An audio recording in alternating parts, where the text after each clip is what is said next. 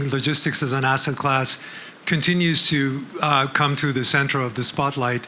I think investors are increasingly realizing the predictable and reliable risk-adjusted cash returns that this asset class delivers.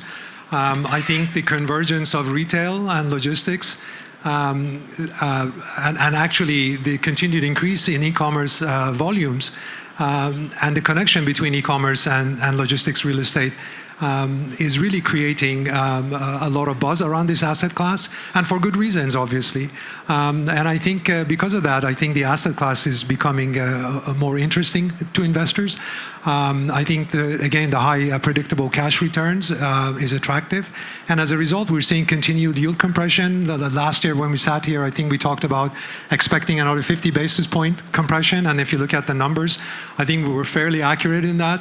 The question is, what do we see going forward? And I think based on the weight of capital, the amount of cash in the system, and the interest in the asset class, I think that trend's going to continue. And the fundamentals are very sound in our sector. Supply, demand, I think we're in the sweet spot right now. So, very exciting space to be in at the moment in logistics. This is the first time since I can remember and since I joined in 2008, that all countries across Europe are performing well. We are about 96% occupied across Europe, which is a historic high. And I think my colleagues are in a similar position. So we're definitely in a great place. There's lots of capital trying to get into logistics as well, which is good for all of us. We're developing, I think, pretty much in every country across Europe at the moment, which again has been unusual since the downturn in 2008. And I think e-commerce has got to be one of the biggest drivers that we're all seeing at the moment.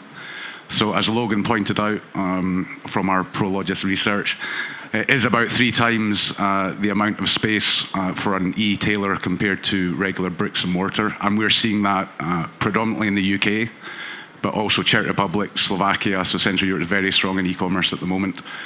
Germany, France, Spain, so really all across Europe. Driverless cars, we mentioned. I actually dropped my son off the other day and my Tesla actually drove there itself. So it is the future, I think. I'm not sure how that will impact our business, but we are seeing things like, with e-commerce, a lot more car parking, deeper truck courts, LED lighting for sustainability, bigger social areas, and I think more importantly, location. There are some secondary and tertiary locations that have been developed, but to be honest, with e-commerce, it's really back to location, being next to the major population centres in all the sort of growing areas of GDP across Europe. Yeah, absolutely. We see a big shift currently, and currently e-commerce is the major driver, as we all know. So the occupier side is driving what we do. Obviously, whatever is kind of around e-commerce is right now booming. We kind of are building huge fulfillment centers, urban logistics, distribution facilities. But also what's interesting is these facilities are much more, these facilities are very labor consuming. Like there is a lot of people working there. So there is a big shift currently location-wise. I mean, highways are obviously extremely important kind of access, but what's the most important is labor. So the facilities they have to be located very close to the large population, and proximity to labor is priority number 1 right now. Obviously, kind of proximity to consumer base is also important, but the labor side is more important right now. So the big facilities are getting closer and closer to the cities, which has its own challenges. It's harder to get large pieces of land. The facilities are getting kind of with the clear height is getting bigger. There is much more intensive use inside than outside. Some users, the leaders are starting to use robotics also, which is kind of imposing the 20 meters clear heights, which are imposing kind of a mezzanine inside.